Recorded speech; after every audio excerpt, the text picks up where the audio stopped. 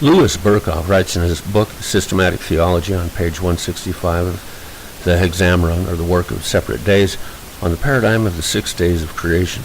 He interprets Genesis chapters 1 and 2 from a conservative perspective rather well, in fact, and his evaluations of the opinions of various scholars that have taken different approaches to finding alternative meanings for the days in Genesis with extended time periods is helpful.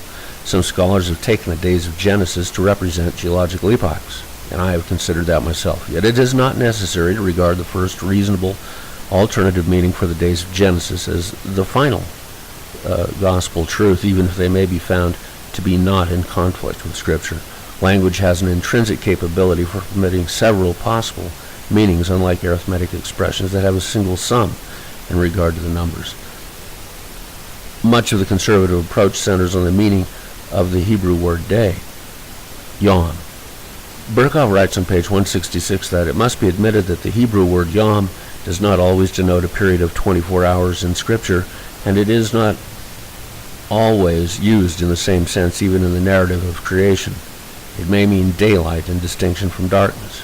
Genesis 1:5, 16, 18. Daylight and darkness together, Genesis 1:5, 8, 13, etc. The 6 days taken together, Genesis 2:4, and an indefinite period marked in its entire length by some characteristic feature as trouble, Psalm 21, wrath, Job 20:28, prosperity, Ecclesiastes 7:14, war, salvation, 2 Corinthians 6:2, unquote.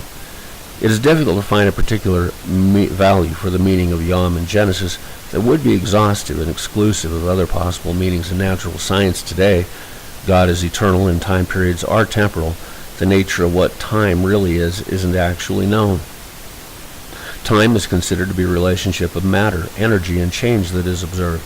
Max Tegmark noted that in a multiverse, my recapitulation of a point made in the mathematical universe of a level 4 multiverse, it could be that consciousness passes through a static pre-existing field where all things past, present, and future always exist, and consciousness experiences the passage as time. If God is unchanging and eternal, every possible multiverse that could exist in every form may exist eternally too. My point. The eternal God might have a different criterion for temporal space-time that can be presently understood of humanity. If one takes the 6 days of creation as a basic paradigm for God's creation or endowment of a universe for others, human beings, explained to mankind, then the description of Genesis may be consistent with an evolving universe as it is observed by humanity, with science that is in itself a nominal stage within the eternal and omnipotent being of God.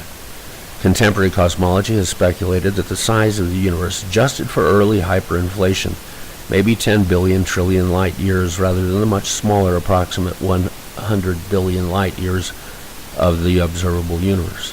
Whatever the size of a universe that may exist within the context of an infinite multiverse is, the field itself, a Higgs field that lets solid-state forms of energy exist as mass, could be itself embedded in a field within a field within a field with infinite regress. There are secularists that theorize creation out of nothing can be achieved naturally, from virtual particles emanating from the Higgs field for an instant before disappearing. As a source for the singularity and of all the energy and mass of the universe, virtual particles cascading into being in a vacuum would need to aggregate and then form a singularity before exploding and inflating. If the field from which virtual particles formed, then, hasn't changed, it is a paradox that the existing mass clumps in the universe, such as stars and planets, don't attract additional cascades of virtual particles and a multitude of singularities and big bangs, at least more often than every 13.7 billion years. Some physical theorists describe virtual particles as properties of elementary particles that have their own probability waves that present their own field, probability field for uncertainty particles. They're really small units of energy.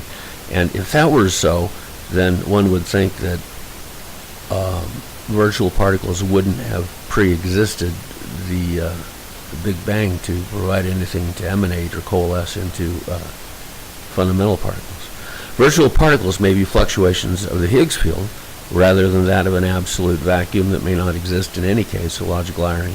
That vacuum energy may not be infinite, however. Instead, it may exist as a form of energy also within the Higgs field endowment. The entire universe or multiverse may exist within the greater field pre-existing the singularity. It seems to me a little churlish to get too insistent about how God actually worked the first light of the universe on technical points, or what he was actually referring. In a way, one would think that God had light in some capacity within himself, for himself, even before he created the first light of the universe. It is a beautiful paradigm that is probably true at several levels. Uncertainty exists in the world of physics and that of knowledge, and is a reciprocal of space-time, being nothingness and intervals with the certainty of probability. Theologians may benefit from the certainty of uncertainty too. Faith in God is the best certainty anyone can have, and the truth of Scripture, minus the uncertainty of interpretive error. The days of Genesis may refer to periods of light, dark, that can be paradigmatic recurrence, yet not in form or type of event. Light being separated from the darkness, the first day may have been within the first second of the universe. However, the darkness of space before the appearance of stars was a potential second recurrence of day, as could have been the formation of galaxies and of life as vegetation at various locations across the universe. If Earth is taken to mean dirt, then the appearance of life on it, in a universal sense, could have been non-local.